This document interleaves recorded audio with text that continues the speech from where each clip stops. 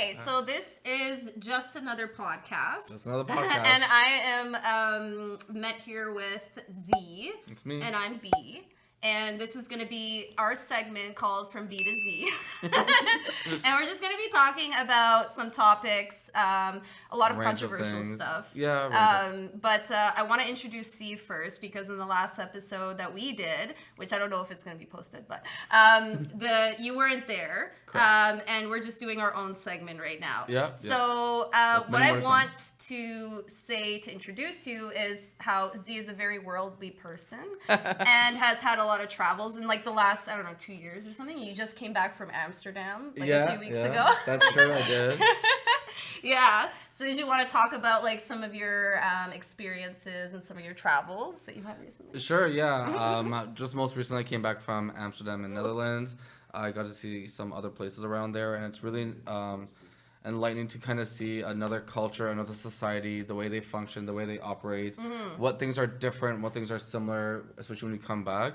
I'll always believe traveling is the most educational thing that a human can experience that cannot be taught through Google, YouTube, or books. Yeah. It's something that you have to personally experience, and then when you go back to your native country, you'll always have like a new set of lenses that you can learn from. Yeah, so what happened in Amsterdam? Tell me all the tea.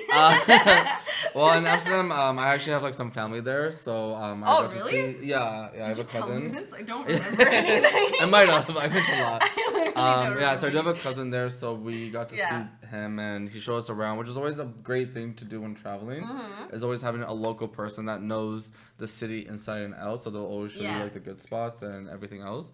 So we got to see Red Light District. Got to smoke some weed everywhere. The weed is not as great as here in Canada. Really? Yeah, it's I thought it would be like some thing. It's less potent, but they also incorporate it more with tobacco. Okay. While over here can be just pure. You could just get pure weed there as well, and sometimes they even have it mixed with hashish.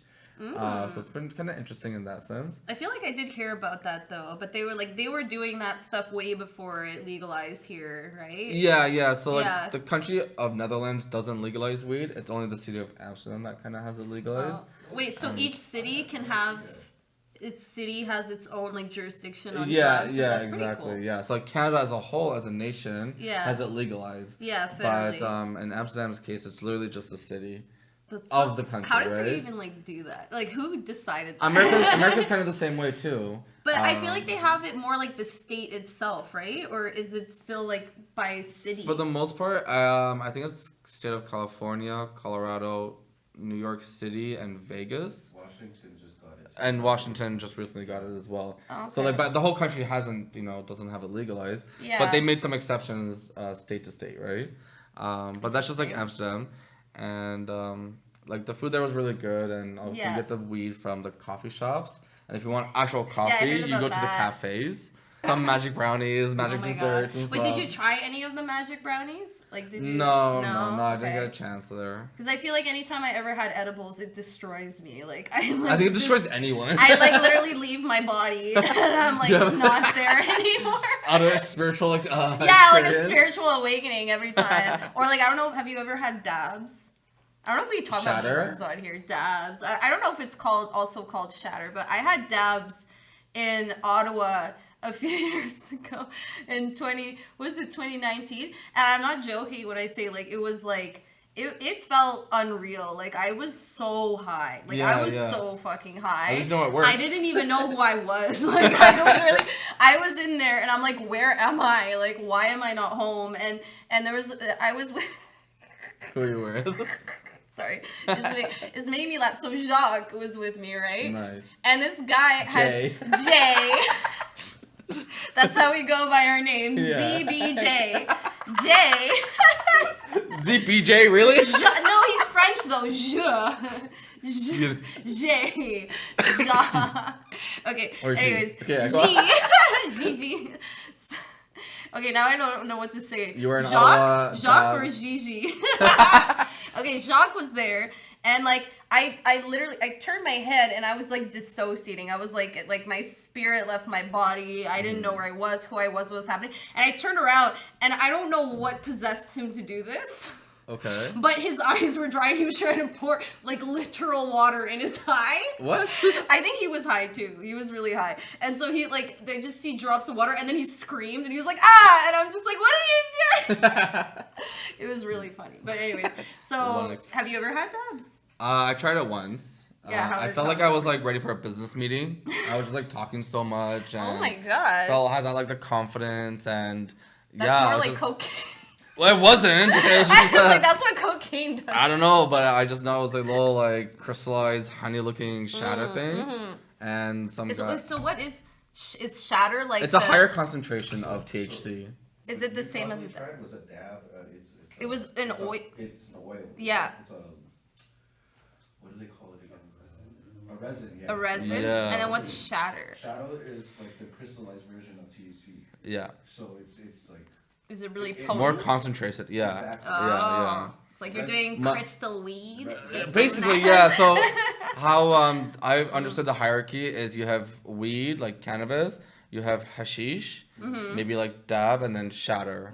As like when it goes to as you go up, you go increase in concentration. Like shatter your entire being. No, I didn't. Nothing got shattered except I was ready. Yeah, you were like, I'm ready. I could get a job right now. Put me in an interview, bitch. Yeah, put me in through Oh my god. Okay, so I love how Amsterdam always leads into like the drugs topic, but how was like the red light district is like, I hear that it's really like nice and fancy there. It was the most packed area, especially at nighttime.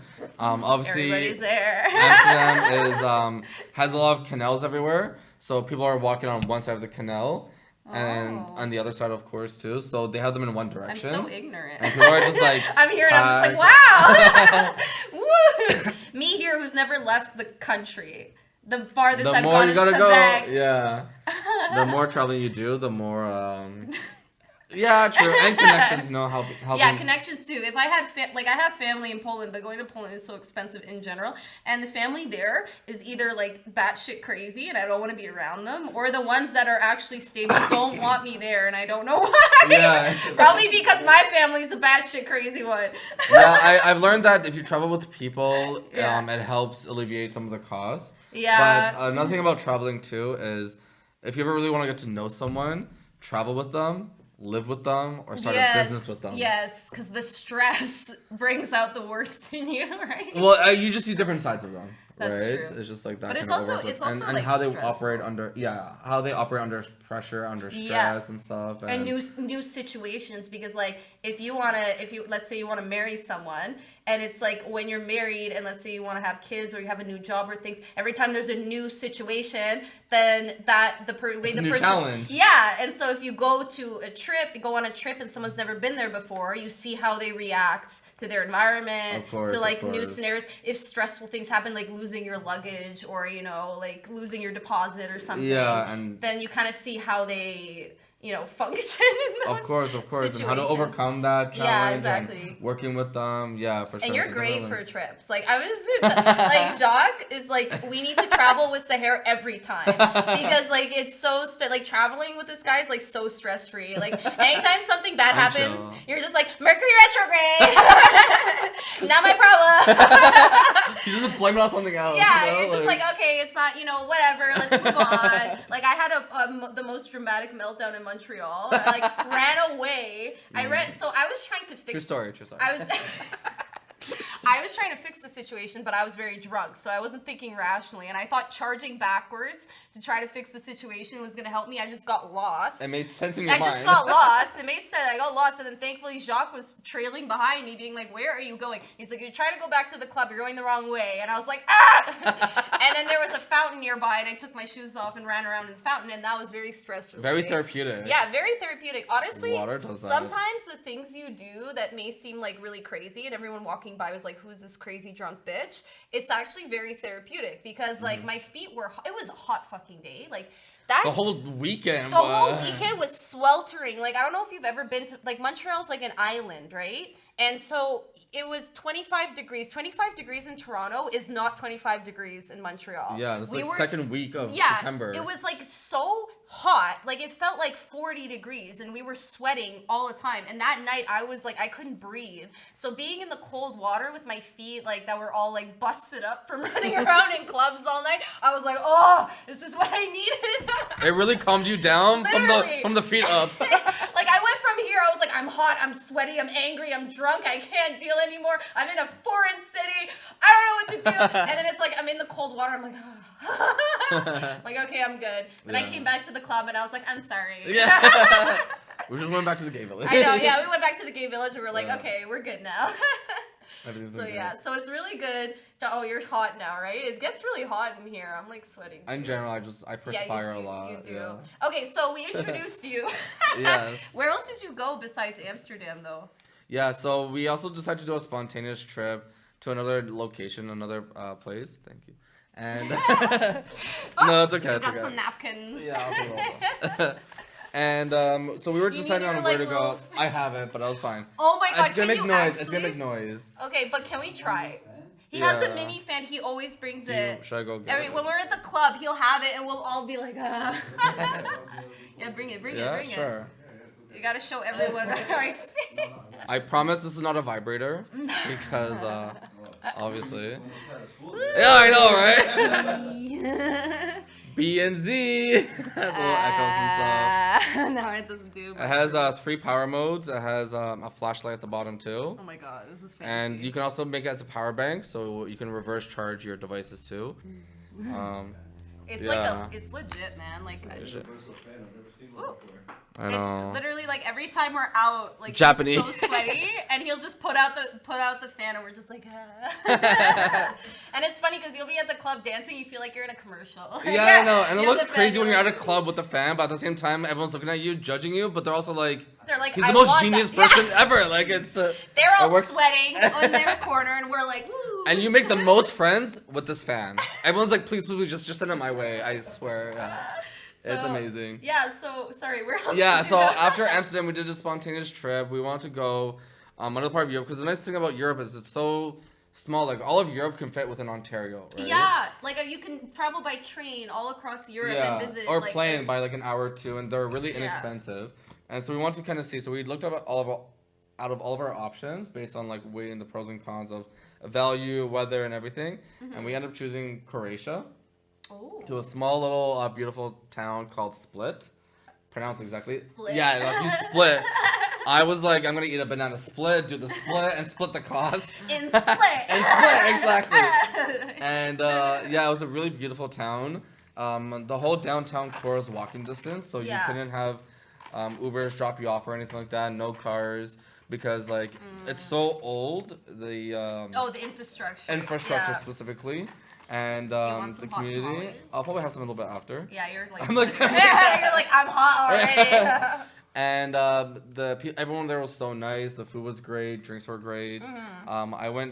We went on a Monday. We came back on a Wednesday, and I went clubbing on that first night as well on Monday. Did you have someone with you who could speak Croatian or? No, you don't need to because like they were able even in Amsterdam, everyone there speaks English, even though they just learned it or whatever. Like everyone's English is pretty like good and spot on. Like that's a really interesting thing about traveling too. Is like especially with English. Being like the more common and dominant like language. I guess I guess a lot of countries are trying to like adopt some English now because it's so popular. Well, also with like tourists and everything like that, right? Another really interesting thing that I noticed about with Croatia too was if you look at some of their menus, not all restaurants, but there was this one restaurant that had each item translated in 6 different languages. So it had Croatian. On the menu itself? Yeah. Like it'll be like pizza or like Caesar salad, and it'll be like the Croatian Caesar salad, then it's English Caesar salad, then it's like Italian, French, bunch of other European German, languages. And Dutch. That's so cool. Like those were like the top 5. I wish we were more like worldly. Like I guess Toronto would be considered the most because like we have so many different. It is very diverse. Yeah, we have so many different like cultures and types of food. Like like one thing I heard about, I guess like Canada in general or like Ontario in general is like the moment you go in other towns, it's not as diverse in their food. Yeah, no, which for is sure. like such a culture shock for me because I grew up in Toronto and I'm like, this is how Canada is. Yeah, we're so multicultural, and then I like leave the city and I'm just like, there's nothing here. Precisely, which is why when people emigrate to Canada and specifically Toronto or the GTA, they want to stay within the GTA because of that diversity and stuff like that. They're more so accepting until other neighborhoods and cities like adopt like a more diverse kind of like options and stuff, it's like everyone's just gonna reside here, right? So it is what it is, but it works for us. Yeah, I guess so. Yeah. So yeah, and that was Split. So it was a really like overall a great experience. I would definitely go back there.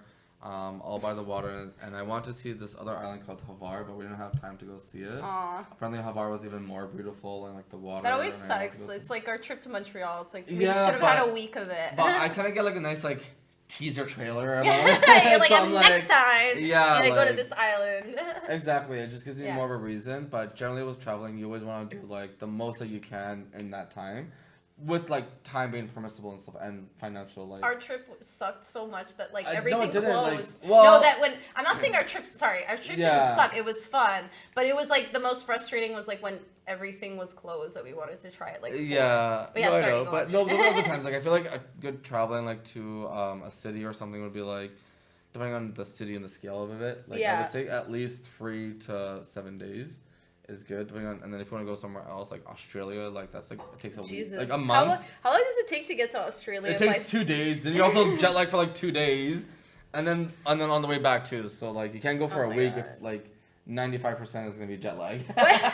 One thing I'm scared of with trips like me, because I've never been on a plane. One thing I'm scared of is like I have narcolepsy, so it's like 90% of the time, apparently, my feeling of tiredness is jet lag. So I'm like, imagine when I'm actually jet lagged. I feel like I would take a plane and I would sleep for like 4 days before I do anything. You might. Depends on like how the overall travel goes and how much connections you have. And my medication. If there's any delays, and that's why a lot of people like they drink before they go on a plane, just so I feel like I would. helps. Or they drink on the plane too. Like they're just ordering like wine or champagne. So you're able to drink on the plane. They let you. Yeah, okay. for sure. Yeah. Okay. Especially if you're in business class. I feel like so many. You're more pampered. I feel like if anyone watches this, they'll be like, "This girl's fucking ignorant." It's no, like, I've never been on a plane. I've never traveled. But you are telling the truth. But right? yeah, but I want to like so bad. It's just I don't know. I make excuses. Like now, realistically, I probably could travel, but like I keep making excuses not to. One day, like I think what they call it is like travel bug. So once you get your first travel experience, you're gonna want more. Yeah, I know. I've been addictive personality. I got one tattoo now. I got a bunch. Same with my piercings. Valid. Yeah. No, exactly. Yeah. So it's kind of like that, but I don't know anyone call it tattoo bug. Have another one. Tattoo bug. Let's have one shot together. Maybe a little cheers. Yes. Look in the eyes. I gotta look in my eyes as you do it. What do they call it? Deer in headlights. Deer in headlights? I don't think you look intense, man. You don't look like a deer in headlights. You look like you're gonna kill me. Intense Z. Intense Z. Okay. So you went to Croatia. You went to Amsterdam. Where else did you go? Then after that, we did a short trip to Belgium. And I've already been to Belgium before. I went more to Antwerpen, but we did kind of stay in Brussels. Yeah. The capital, and it was a very short trip. And we just kind of saw around the downtown core all around at night. Yeah. And then we just flew back. Okay. Yeah. But then you also I know you've been to Vancouver. Yeah. You've been so then. Yeah, you've been around. yeah. Like this year alone, I was in. You've been around. Dubai, Vegas. Oh yeah, you've been to Dubai. That's what I was gonna ask because you mentioned Dubai the other day. So like, how was Dubai? Dubai was a phenomenal experience. Like it was nothing that I expected. Yeah. And out of all the places I've traveled to, like Dubai definitely like stands out from everything else. Yeah. More also specifically like the nightlife. Let's say like the mall is open till like 1 a.m. The downtown, the Burj Khalifa, they have the light show, the waterfalls, the music, the liveliness of the people, and it's really interesting because like with Dubai, I feel they really invested in their infrastructure and the city itself to kind of give back to the people to travel there, right? Yeah. I saw like places from like the Global Village. They also had Dubai Expo. Yeah. Which was 2020, but then it got postponed for the next year. Yeah. Which was fine by me because I got to experience it. Yeah. And it was a really like interesting experience to kind of see like each nation's pavilions. Pavilions are just kind of like infrastructure that represents what the country is known for, or a new technology or whatever, representing it. And you obviously can't travel all of it in one day, right? Like this thing is massive. Like they built like a whole city in X amount of years. Yeah. I'm like, it takes Ontario like 5 years to finish a highway. You know? Like, I know, like that's true. I swear to God. Or the Eglinton, so, like don't get me started. Oh my God, I drove by. Okay, so the Eglinton line has been under construction for what, 15 years now? Like, give or take, I swear I was like in high school. I was like halfway through high school when I heard about it starting. And it's like I'm straight up adult and almost in my 30s. and it's still there. There's still construction. It's been the biggest nightmare to Torontonians for the last like almost 15 years. But I see the stations now. They're like done. Like each like Eglinton station we're kind of like near the tail end of it now. Yeah, and they're talking about like it almost being They launched a few test drives for the LRTs. I know. I think they have some like more towards Scarborough. Like they have some almost running, right? I saw pictures. I don't know if it's actually running, but I saw pictures. It's kind of the tail end. And there's been lawsuits. There's like been a lot going on that's delayed it even more. Now the other thing too with like Dubai too is like because of the weather, like a lot, and like the labor laws too, they're able to work like all year round and around the clock too. While as like, you know, it sounds kind of terrible though, like everything has a little dark side. Like they're working what, like 24/7, like what? Not the same person working 24/7, but they'll have workers all the time. 24/7. While as for us, we're kind of more of a 7 to 3 kind of a. I feel like here schedule. Everyone's like, I want to work 9 to 5 all the time. I want to have my weekends off, and it's like I get it. But for them it's like they can work around the clock. And we also get like 8 months of winter, which really hinder us from progressing when it comes to construction. That's and everything. True, because then winter really destroys everything. The roads, like the pothole. It's so bad. Like if anyone drives in Toronto, like you'll see that it's like half the roads are disgusting. Yeah, that's one of the reasons why I want to move to Vancouver because. You're gonna leave me. Or you can visit me too. I do want to go to Vancouver, but it's more expensive than here, which is shocking. Exactly, it's expensive everywhere. So, it's like, so just do it. Just basically, go. But Vancouver's really nice. No, I'll pass for now. Vancouver's really nice because it's that other part of Canada that no one really gets to see. Yeah, because it's like on the other side. We're a little bit guilty country. of this, but we think that we live in the GTA or in Toronto, and we think that the GTA or Toronto is Canada. And if you're outside the GTA, you're not part of Canada. I don't think that. You're like, I know that. And maybe others think that. What's up? No, he's like, isn't it? This is all there is. But and the reality of things is like Vancouver's like all parts of Canada. Like we're the second largest country. We're the most like sporadic, spaced out nation as well. But Vancouver. Yeah, we're supposed to like, but that's because we have a lot of like unlivable land. Inhabited so far. Uninhabited. Right? But it's also I don't think they can build on it though. Like some of the land you can't really build on it. It can. It just takes a while to get approved. Oh, that's true. There's a lot of red tape. Literally, yeah. And Vancouver, and along with Victoria, which is the capital of BC, is the warmest places in Canada, which is phenomenal, right? Because like everywhere else is cold. I'm learning so much from you. You're telling me about the world.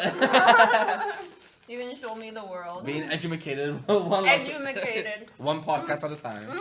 Moving on from your travels. Yeah. Because we've been talking about that for a while. Yeah, for sure. What do you want to start talking about? I feel like there was like a specific topic you had in mind. You can start with one of the topics. Well, no, there was something related to consciousness. Check your topics notes. I do have notes. There was something related to. Well, no, we were talking about. So there was a discussion we had regarding what is considered, I think, we didn't really talk about what is considered a life, but we were talking about fetuses. Okay. And abortions, pregnancies, the babies, and then we had this, and then I was watching Love Is Blind. Of course. I don't know if I don't know if you guys will watch that show. Listen, it's a guilty pleasure. I'm sorry. I can't help myself. I just can't help. I have never seen it. Oh my God, I can't believe you haven't seen it. Whenever there's listen. I'm listening. Listen. So before the pandemic happened, okay, Love Is Blind came out. All right, there's a connection here. Listen, okay, there's a theory. So Jessica on Love Is Blind, there's this girl Jessica, love her. There are these memes and jokes saying she started the pandemic. She didn't really start. It was like this joke of like, 2020 started out toxic as hell with this bitch, and it would show a picture of Jessica. Because like her whole thing was like, I don't really want to spoil the show for you. I want you to watch it. I'm gonna spoil it. I mean, like I'll everyone else has probably by the time I seen it. eventually watch it. So in the first season, she loved this guy, or she was really into this guy Barnett, who was torn between like her and this other girl, and he chose the other girl. And she was like not over it, but then I feel like there was this vibe that like she didn't want to give up, and she wanted to get her free honeymoon trip, and because they get all this cool shit in the show, like you get a free trip to Mexico, and you get to go on the beach, and like you get your wedding. Like I'm assuming they're paying for the weddings. If these people are paying for their own weddings, that's kind of sad. What about the ring? I don't know. I haven't looked it up, but like it seems like the show provides them with all this stuff. I don't know. I might be wrong. Fact check. Fact check if the show provides all of that. But anyways, so she chose her like second in line, who was this guy Mark, right? Okay. And so after they propose to each other, like, because they don't ever see each other, they're in these pods. Until they choose to want. Yeah, and then when he like when they chose each other, I guess. They meet each other after, and then they get this honeymoon, right? And then in a month they're supposed to get married. Okay. So when she meets him, the thing is like from the get-go, she knew how old he was. She was like in her 30s, he was like in his early 20s. Okay. And she knew how old he was, and she still said yes. And then throughout the entire show, she was like, he's 24. I don't know, like he's young. He's 24. Yeah, you know. This was that crazy lady. Yeah. Jessica. What? Love Is Blind. So literally what happens is like throughout the show, like you can tell that she's like not really that into him, but it's almost like she's pushing herself to be. I don't know if it's for the show. I don't know why. Like she had this whole interview afterwards where she said that the show made her out to be worse than it actually was. And to be fair, Mark was like cheating on her the whole time, so he was actually kind of a piece of shit. But nonetheless. Yeah. They do. So yeah, so the show pays for all this shit. So it's like you basically get free vacations and free trips. So it's like, why not, right?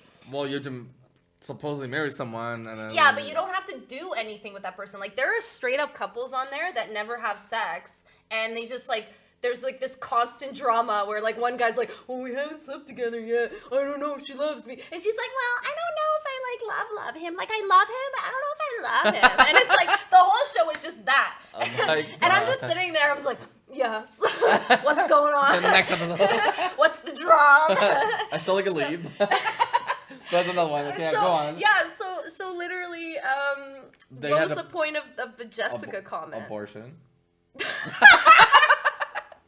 Abortion. I think you were on the lines of something that she created the pandemic or something. Yeah, so the whole thing. So her whole thing. There was this joke about like how the whole year started off toxic with this bitch, with the show, and then it was like right after that we had the pandemic. Yeah. And then it's really fucked though. Like if you watch the show, like they made this like mini season after because the show is so successful, right? Okay. Because there were two couples that are still married off of that show, and they're actually like a genuine couple. Successful, yeah. Yeah, and it's really nice seeing them like doing well.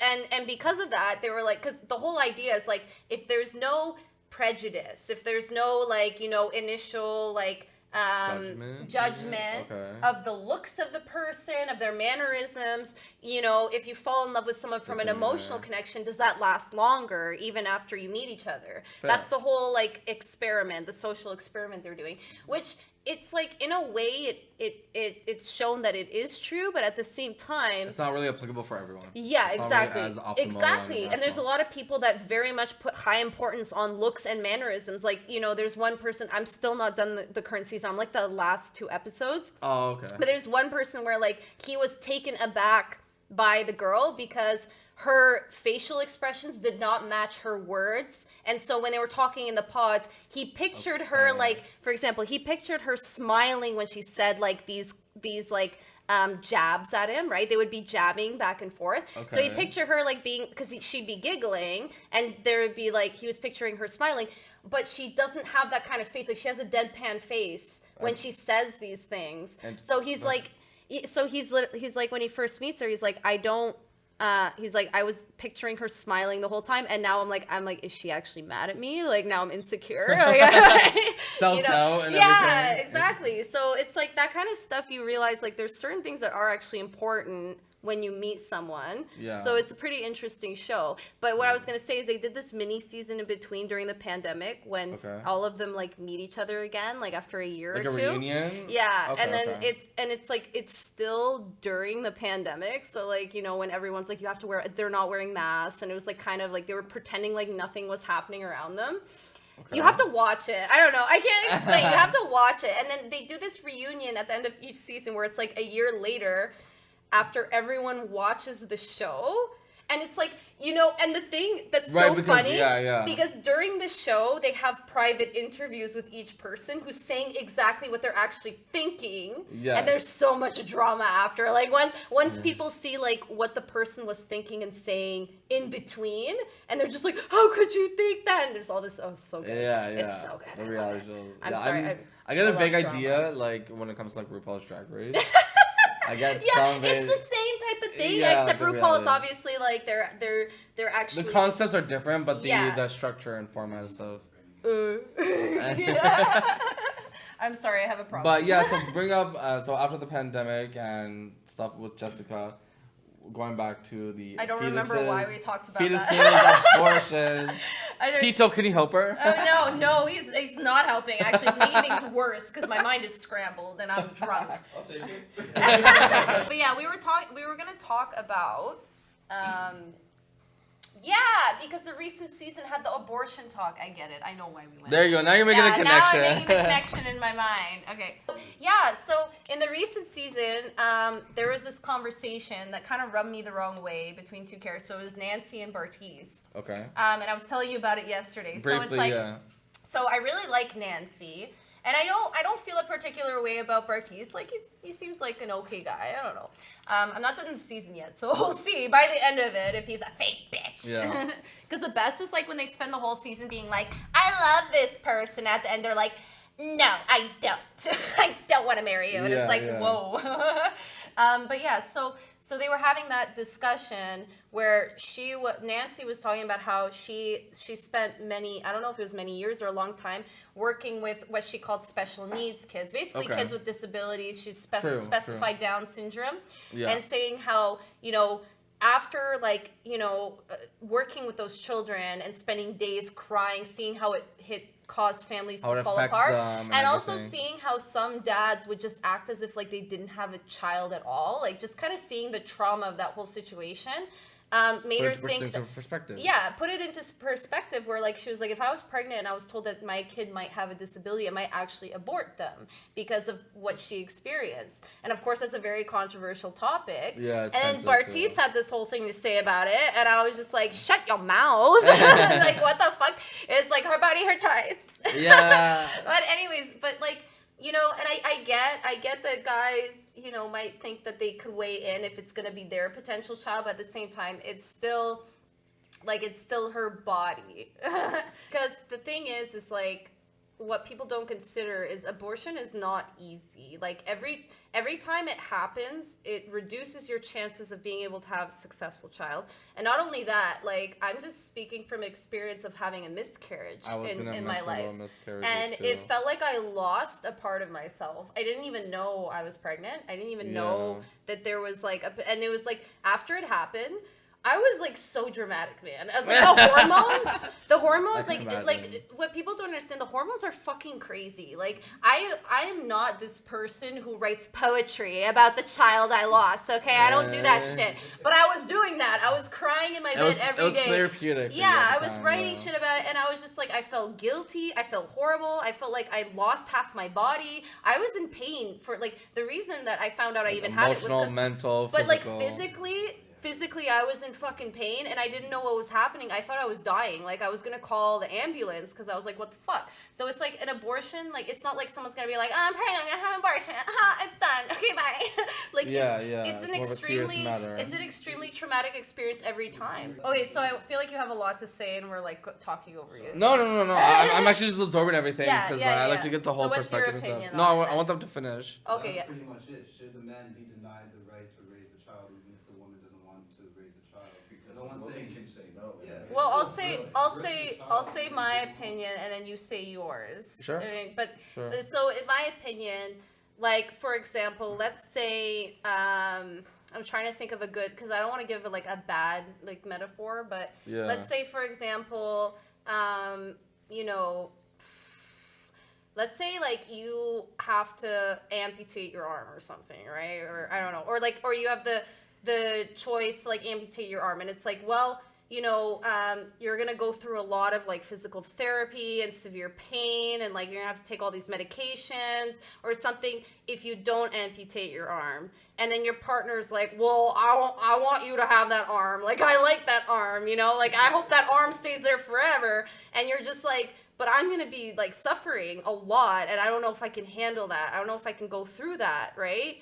And the thing is like, you know, it's like, I get it. Okay, so I get the standpoint of like, once the kid is here, right, and it was made by two people, I can understand why people have like mixed feelings about it. But the thing is made by two people, not by a single. Yeah, it made by two people. However, all the guy has to do is fucking pump his load in you. The girl, I'm telling you, truly, and the guy, and the guy's having a good time the whole time. You know, he's like, I had some sex, I like let it all go, and like, woo, and they're intimate, and you know, like, no, but you know, and the girl, if it's consensual, I'm sure she has that too. Yes, obviously, yes. yeah. Yes, but like, I'm sure the girl has it too. However, the woman is the one that has to go through everything, like physically, mentally. And the thing is it's not just a physical thing. Like I said, hormones. It's a mental thing. It's a traumatic experience. Like I still think about that miscarriage I have to this day. I still think about it all the time. Yeah. It stuck with me. It never left me. Whereas, you know, the person I was with, I don't think they even talk about it. I don't think they had to go to therapy about it. I don't think they even remember it happened. Like, I don't know if they even know. Yeah, family like weekends or second weekends. Family so that's law a Canadian... is a whole other topic that it's like, it's fucked up. Yeah. Like, I know family law is fucked up, and I agree with and that's specifically in Canada. Especially here. The moms... Yeah, that's different. The moms, by default, have a more biased favoritism towards the children. Yes. Even though, and obviously there'll have to be some circumstances and cases if the mom is an alcoholic, drug abuser, and the dad's more financially stable. Like, those are the certain cases where, like, the dad will get full custody and not the mom. But majority of the times, it's always the mom that's getting the full custody. Now, going back to, I guess, the choices.